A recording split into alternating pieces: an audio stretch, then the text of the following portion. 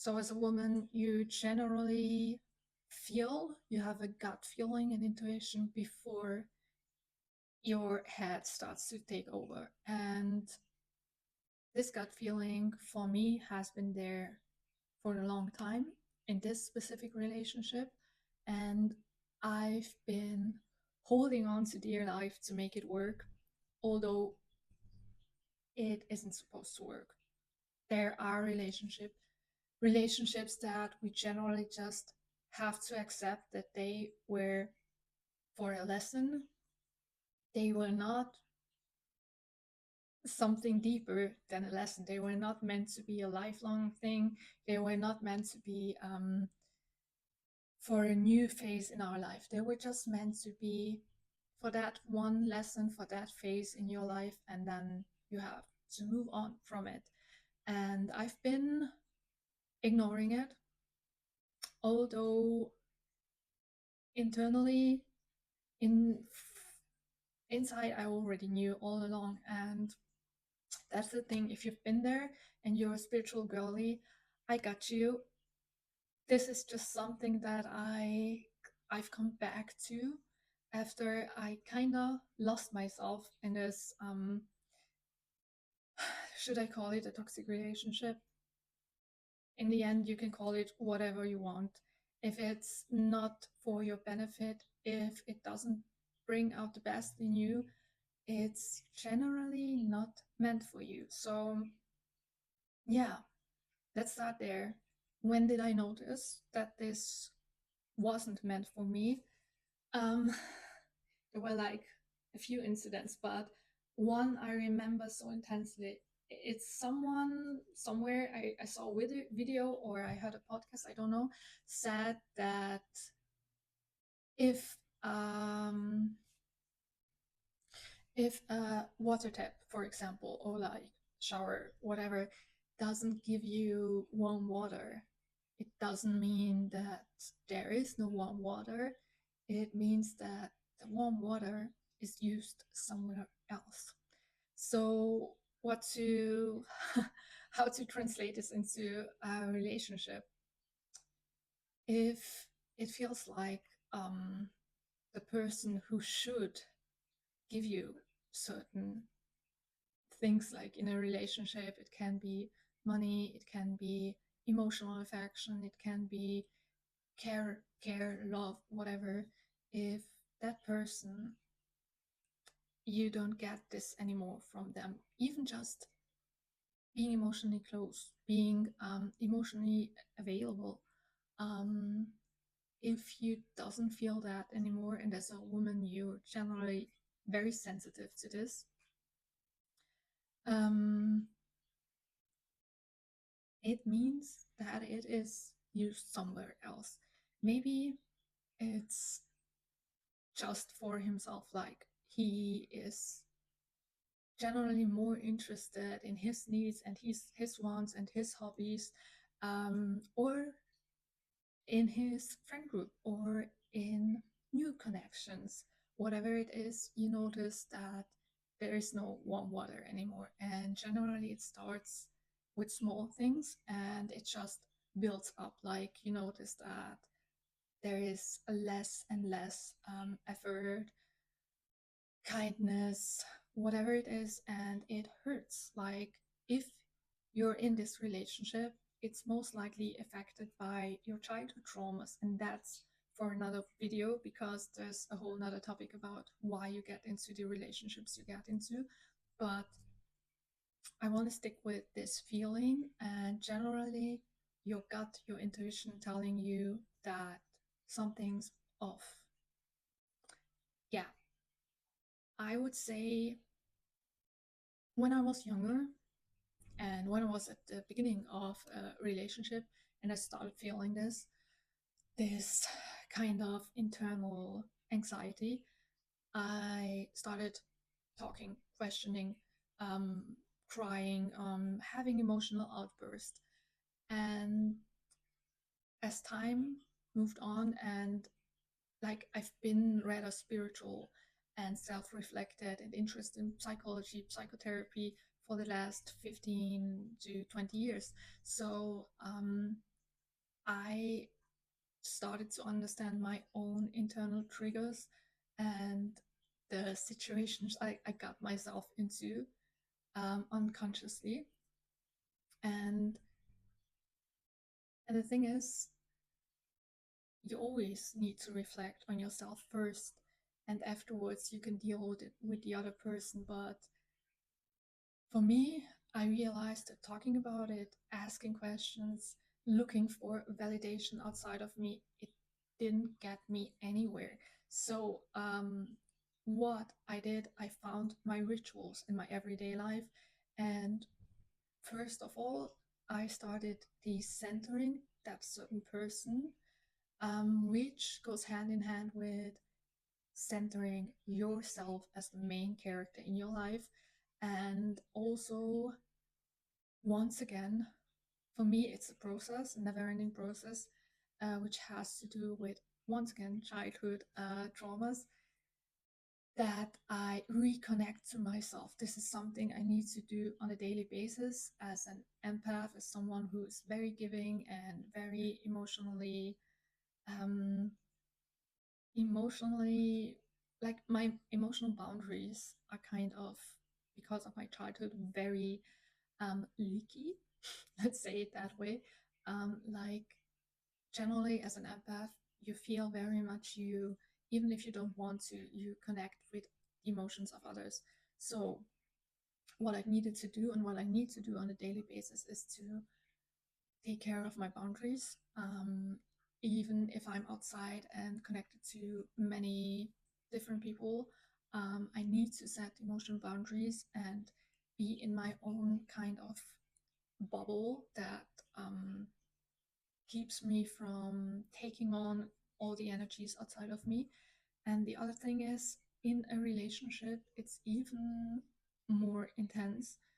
Like, I need those times when I reconnect with just myself. And this rituals is what I'm going to get into. If you have any rituals that you already do on a daily basis, I would say you can incorporate some of these that I'm going to mention, or you're going to pick those that feel right for you. Like, I wouldn't start with, I think, 5 or 6 different tools all at once. I would incorporate, say, certain rituals into the ones you already have, like maybe one at a time, and afterwards see what sticks, like what works out for you.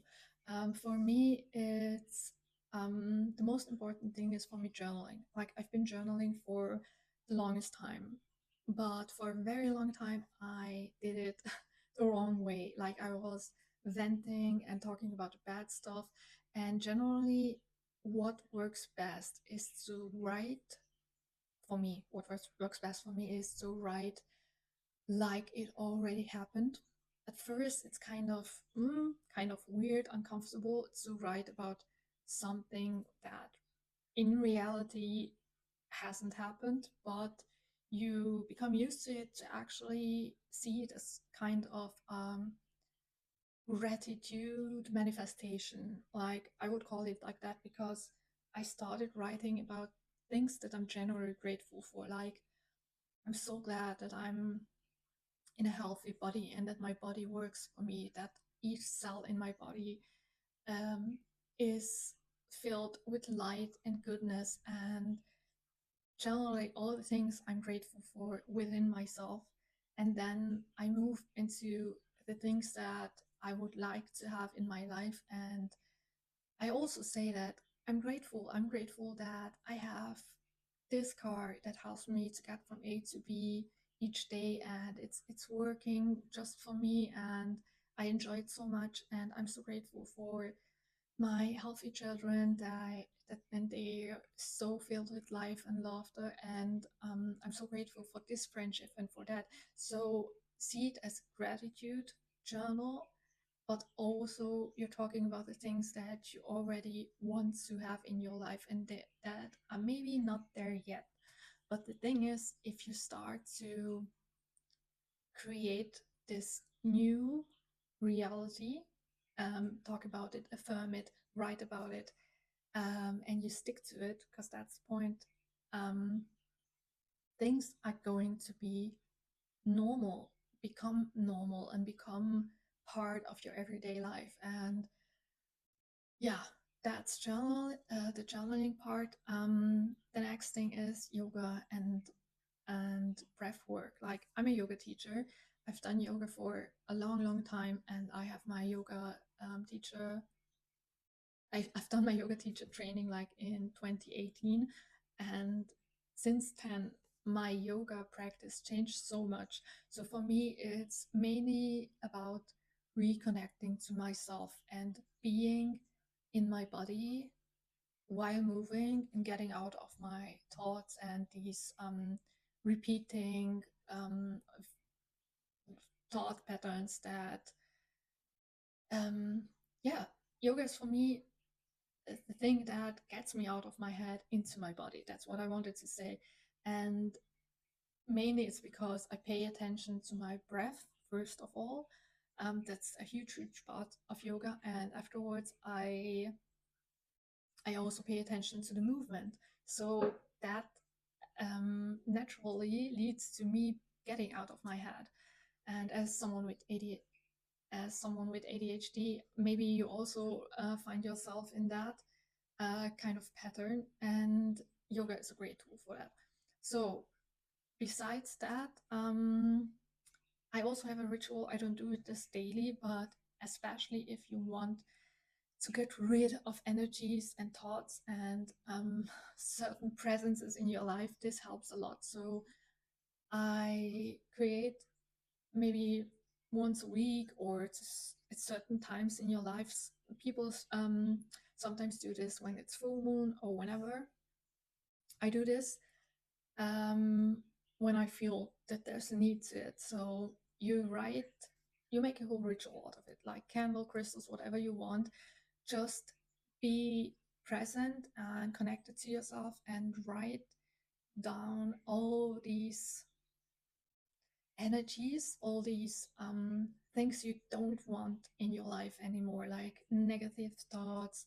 Um, you can kind of write like a goodbye letter if you want to. You said that I'm now releasing this and that, and yeah, um, write it all down. And when you're finished, when everything's on the paper, and you feel that you're lighter, that the weight is lifted off your shoulders, you go outside or put it into like a whatever, like a ceramic bowl or something, that then you can light it on fire and burn it. But please make it in a safe spot, like maybe the sink or somewhere where nothing can happen. And the best thing is to flush it down the toilet. For me personally, to take the remains, the ashes or whatever, and just flush it down the toilet. And there's another very effective tool, very similar to this one, but it's more about visualizing. So for me, I start with meditation. There are meditations for release and receive, or just for letting go, whatever. Sometimes it's even enough if you just have binaural beats or some kind of background music. I myself, I need that. You have to look if you need that yourself. And we are going to do chord cutting. And this is really only about you seeing a string, or maybe it's just a light connection between yourself and that other person. Maybe that other person is a good friend, maybe it's a relationship, whatever it is, you see this chord between you two. And sometimes it helps to imagine something very big, like a big golden sword, or a sword made of light, and or something you generally just feel somehow connected to. Maybe you like a certain game, PC. I really don't know anything about games, but maybe you like a certain game, and you take a certain like sword or some kind of weapon that you feel connected to, and you imagine that, and that is like cutting you the cord sorry, I'm mixing up the words, and that weapon is cutting through the cord, and then you feel the release of it. So this one is about being very present in yourself, in your emotions, and truly feeling this connection and the cutting of it. These are a few. I actually have a list of quite a lot of these, yeah, this release and receive rituals, you can call it like that. And I would say whatever you feel called to do, do it. And tapping is also, I didn't mention it before, but it's a tool that I would generally use on a daily basis, EFT tapping. And I also made a video about it before.